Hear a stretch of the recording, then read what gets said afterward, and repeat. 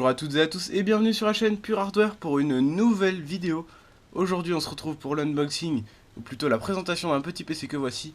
Il s'agit du Asus A403. Je ne donnerai pas la référence complète puisque ce PC n'est malheureusement plus disponible à la vente. Ce modèle précisément ne l'est plus parce qu'il n'était pas assez vendu.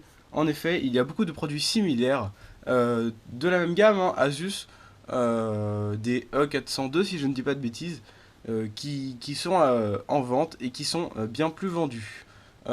Pourquoi cela? Tout simplement parce que ce PC là est un 14 pouces. Et pour la même configuration, si on prend un 12 pouces, si je ne dis pas de bêtises, voire même 11,5, eh bien, on peut gagner une dizaine d'euros. Donc, beaucoup de monde prenait du 11,5 12 pouces. Donc, ils ont arrêté celui-là en 14 pouces, mais ce produit est en fait toujours en vente. Juste, il a une autre référence. Du coup, c'est pas grave parce qu'au final, c'est les mêmes PC, il est juste plus grand. Je vais vous le présenter, donc c'est parti. Alors, on peut voir dans la boîte qui est là un beau carton Asus. Il s'ouvre très bien. Le PC est bien protégé dedans. Et dedans, on retrouve eh bien, un livret de garantie ainsi qu'un manuel de l'utilisateur, tout simplement. Voilà, c'est très simple. Le PC bien protégé que voici. Et voilà, donc le PC, eh bien c'est un Asus E403, comme je l'ai dit, c'est un e-book. Mais il est quand même pas mal équipé, il a un Intel Celeron, il a 2 Go de RAM, un SSD de 32 Go. Oui, oui, on peut avoir le choix entre un SSD de 32 Go ou un disque dur de 500. J'ai pris le SSD de 32 puisque je fais uniquement du traitement de texte avec ce PC. Donc du coup, on va ouvrir le PC pour que vous voyez un peu comment il est. Hop, voilà. Vous pouvez voir qu'il est plutôt beau. Je vais vous mettre plein de photos que j'ai prises. Le clavier est bon puisque là en fait ça fait 2 semaines que je l'utilise de façon assez intensive. Le clavier est bon. L'écran est très très bon aussi. Le son Sonic Master est très très bon sur un ordinateur qui tourne autour des 300-310 euros. C'est très très bien pour du son. Il est vraiment assez bon.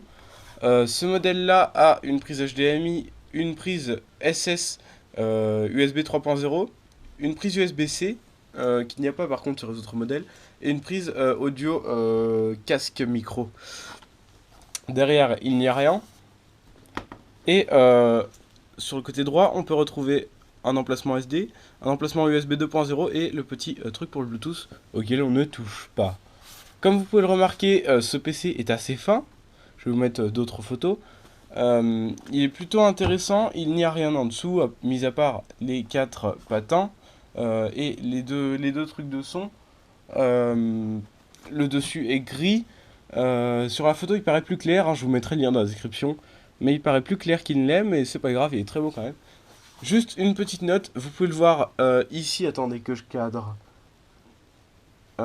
Ici, de toute façon, je vais mettre des photos, et ici, deux petits patins en quelque sorte, qui fait que quand on l'ouvre, il ne touche pas. C'est pour pas rayer en fait ce bord-là de l'écran.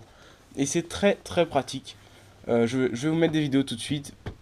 Je vais vous expliquer mon ressenti à travers mon micro de studio. A tout de suite. Alors, me revoilà.